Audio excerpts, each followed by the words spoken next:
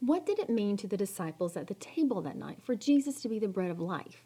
Was it just a nice metaphor, or did it have more serious implications? We got to look at the culture of that time, specifically the Jewish beliefs. The Jewish beliefs aren't built on the Old Testament alone. From the beginning, rabbis wrote commentaries on the scriptures, which were compiled and studied. Regarding manna, teaching held that 1, it had existed from before creation; 2, it had been kept in heaven for the feeding of God's people; and 3, when the Messiah came, he would bring with him the manna. These beliefs make the manna perfect, untouched by the sin of the world. Of specific importance is that Jewish faith taught that when the Messiah came, he would be the new Moses. He would usher in a new messianic kingdom on earth. And during that time, and until the final resurrection of the dead and the restoration of creation, God's people would see miracles and would feast on manna from heaven. Ancient literature tells us it was a widespread belief that Messiah would come at Passover. If the Messiah is the new Moses, who ushers in a new kingdom, then it would happen at Passover. Did Jesus ever refer to this new manna when he preached on earth? If so, surely we find it in the New Testament. I'm going to give you 2 examples.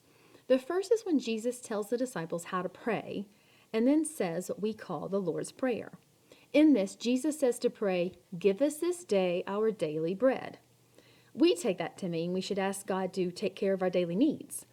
But within that line, Jesus is redundant. He says, "this day" and "daily." Why both? Well, it helps to go back to the original Greek. But here we come upon a problem.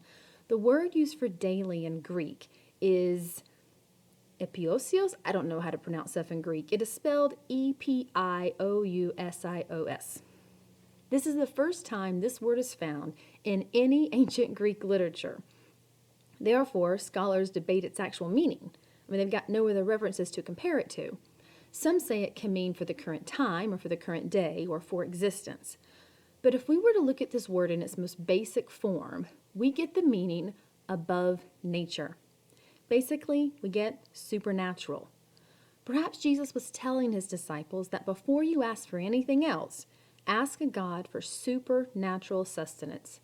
Give me you, God. Give me you. In the 4th century Latin Vulgate, which is a New Testament translation, states, "Give us this day our supersubstantial bread." A bishop of Jerusalem in the 4th century called it supersubstantial. St. Cyprian in the 3rd century calls it heavenly bread and the food of salvation. Those standing around Jesus listening to this prayer, when he said that line, they wouldn't have thought about their daily meals. They would have thought about the manna that was expected to return with the Messiah.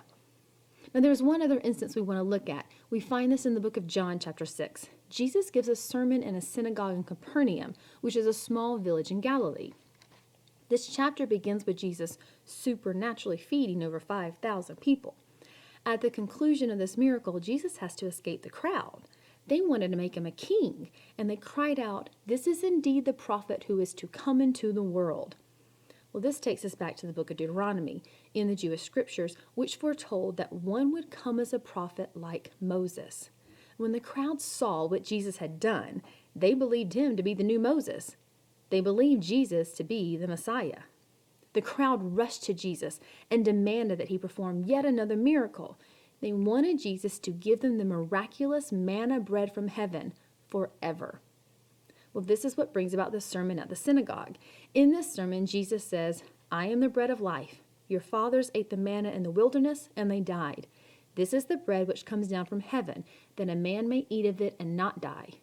I am the living bread which came down from heaven. If anyone eats of this bread, he will live forever. And the bread which I shall give for the life of the world is my flesh." This may seem weird or tough to understand to us, but at the time, there was no mistaking that Jesus called himself the manna and said his flesh would be the bread.